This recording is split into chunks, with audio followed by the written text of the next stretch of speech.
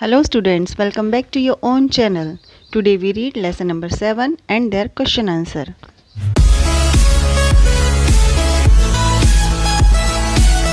So here we start chapter 7 in the country यानी देश में. How do you feel when you see the hungry and the homeless? आप कैसा महसूस करते हैं जब आप देखते हैं किसी भूखे और बेघर को, यानी भूखे लोगों को और बेघर लोगों को जब आप देखते हैं तो कैसा महसूस करते हैं. How do you feel when you are not in a position to help them? आप कैसा महसूस करते हैं जब आप नहीं होते इस स्थिति में कि उनकी मदद कर सकें. यानी जब आप भूखे गरीब लोगों को, बेघर लोगों को देखते हैं और उनकी मदद नहीं कर पाते तो आप कैसा महसूस करते हैं. यह है ब्लू प्रिंट के कुछ क्वेश्चन जिनका आंसर आपको इस पोएम में मिलेगा.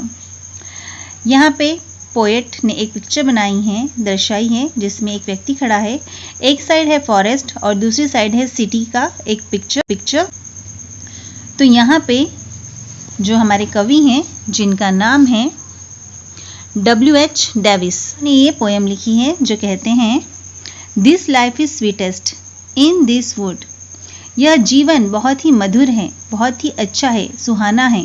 इन दिस वुड, वुड का मतलब लकड़ी होता है, लेकिन यहाँ वुड का मतलब है जंगल.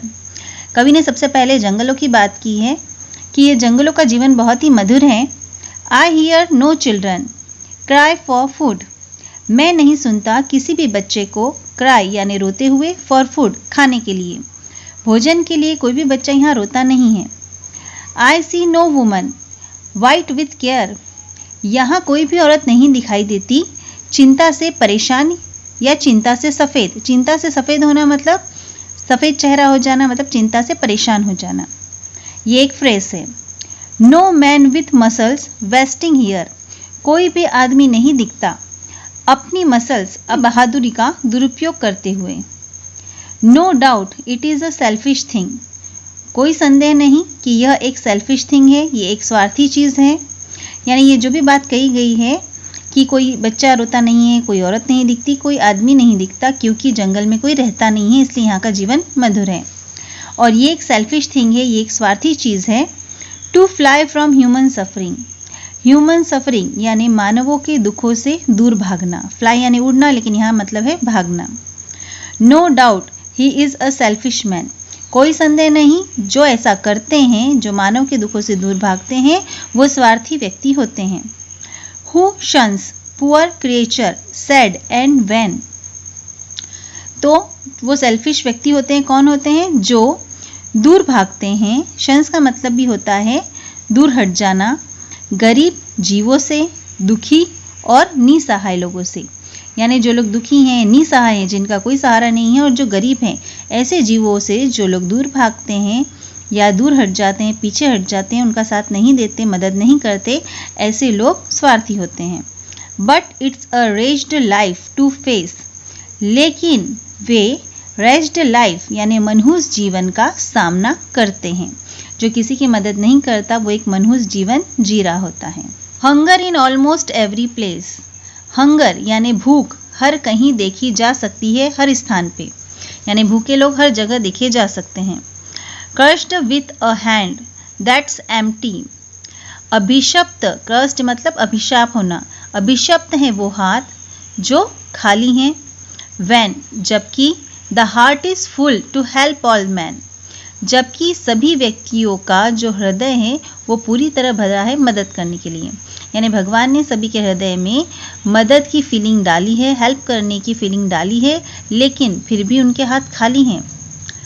Can I admire the statue great. क्या मैं एडमायर यानी प्रशंसा करूं उस महान स्टैच्यू की, उस महान प्रतिमा की. When living man starve at its feet. जहाँ पे जीवित व्यक्ति स्टार्व यानी भूखे मरते हैं, एट इट्स फीट उनके पैरों में. जहाँ पे अपनी सिटियों में बड़े बड़े स्टैचू देखे होंगे, बड़ी बड़ी प्रतिमाएं देखी होंगी महान व्यक्तियों की, वहीं पर कुछ भूखे लोग उनके पैरों में नीचे गार्डन बना होता है, वहाँ पे सो जाते हैं. Can I admire the parks green tree. क्या मैं प्रशंसा करूँ पार्क्स में बने उन ग्रीन ट्री की. यानी बगीचों में लगे उन हरे भरे पेड़ों की। A roof for homeless misery, जो छत देते हैं एक बेघर इंसान को। यानी अगर महान स्टैचू बना दिए गए हैं तो क्या मतलब है, क्योंकि उनके पैरों में भूखे लोग सो रहे हैं। और अगर हमने पेड़ लगाए, हरे भरे पेड़ हैं, तो उनके नीचे एक बेघर रह सकता है। तो फिर इसमें कवि कहता है कि मैं इन दोनों में से किसकी प्रशंसा करूं। When I can see few men in need, जब मैं देख सकता हूँ कुछ लोगों को ज़रूरत में, यानी जब भी मैं कुछ लोगों को, नीडी लोगों को देखता हूँ, I then have power to help by deed, तो मेरे अंदर एक ताकत पैदा होती है उनके लिए डीड मतलब कुछ कार्य करने की। Nor loss my cheerfulness in pity, नहीं लॉस मतलब खोना है मुझे मेरी चेयरफुलनेस, मेरी प्रसन्नता को, पीटी में, पीटी मतलब दया करने में, मतलब जब भी मुझे कोई ज़रूरतमंद व्यक्ति दिखे तो मुझे उसकी हेल्प करनी है, कोई भी काम करके उसका, किसी पर दया दिखाकर प्रसन्न हूँ, इससे बेटर है कि मैं किसके लिए काम करूँ। Which I must do in every city, जिससे मैं देख सकता हूँ हर सिटी में, हर शहर में, यानी हर शहर में इस तरह के ज़रूरतमंद लोग हैं जिन्हें हम देख सकते हैं। For when I am in those great places, मैं जब भी उन महान स्थानों पर जाता हूँ। आई सी थाउजेंड सफरिंग फेसेस, मैं देखता हूँ हजारों दुखी चेहरों को। बिफोर मी स्टेयर अ वोल्फिश आई, मेरे सामने वो वॉल्फिश आई यानी वो भेड़िए जैसी नज़रें मुझे घूरती हैं। स्टेयर्स मीन्स घूरना। Behind me creeps a groan or sigh, मेरे पीछे वो कहते हैं ढोंगी, क्रिप मतलब ढोंगी, वो कराहते हैं और आहें भरते हैं। यानी हमारे सामने वो हमें घूरते हैं, हमसे भीख मांगते हैं, लेकिन जब हमें कुछ नहीं देते तो हमारी पीठ पीछे वो हमें ढोंगी कहते हैं, वो कराहते हैं और हम आहें भरते हैं और हमें बद्दुआ देते हैं। तो ये था आपका, ये वो सीन है जिसकी अभी हम बात कर रहे थे। तो ये था आपका लेसन नंबर 7। अब हम देखेंगे इसके क्वेश्चन आंसर। फर्स्ट क्वेश्चन है, what kind of life does the poet find in the woods. Woods यानी जंगलों में कवि किस प्रकार का जीवन पाता है। फाइंड यानी पाना या देखना। The poet finds an ideal life there is no suffering, कवि पाता है एक आदर्श जीवन, देयर इज़ नो सफरिंग, वहाँ कोई दुखी नहीं है, यानी जहाँ कोई दुखी नहीं है वहाँ का जीवन बहुत आदर्श और बहुत अच्छा है। Second question, what is selfishness according to the poet. कवि के अनुसार सेल्फिशनेस यानी स्वार्थपरायणता क्या है। Answer, according to the poet selfishness is running away from human suffering. Poet के अनुसार, कवि के अनुसार जो स्वार्थपरायणता है वो मानवीय दुखों से दूर भागना है। Avoiding poor and sad human beings, गरीब और सैड ह्यूमन बींग्स दुखी लोगों को अवॉइड करना यानी अनदेखा करना है।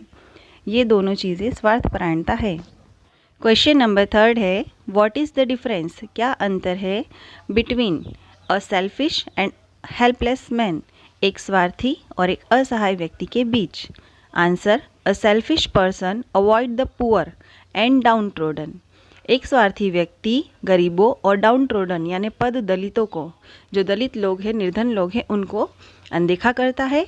A helpless person wants to help them, और एक असहाय व्यक्ति उनकी मदद करना चाहता है, but it is not able to do it, लेकिन वह ऐसा करने में सक्षम नहीं है।